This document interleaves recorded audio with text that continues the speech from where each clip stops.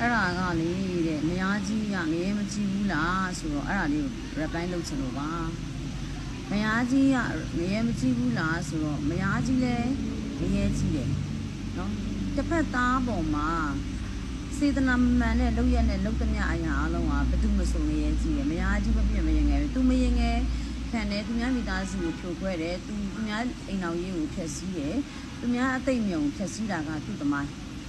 နော်တစ်ဖက်ကိုပြန်ပြီးတော့တေးစီလိုတဲ့ဆန္ဒနဲ့ဒုက္ခရောက်စေလိုတဲ့ဆန္ဒနဲ့စေတနာဇုံးနဲ့လောက်တာကလောက်တဲ့လူရဲ့သမိုင်းနော်အဲ့တော့မယားကြီးတွေကိုကျွန်မပြောချင်တာကလေ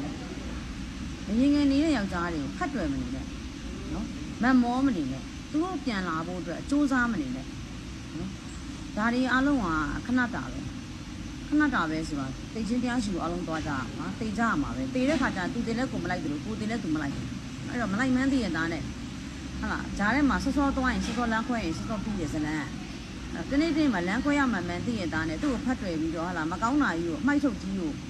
အိမ်ထဲမှာထားမယ်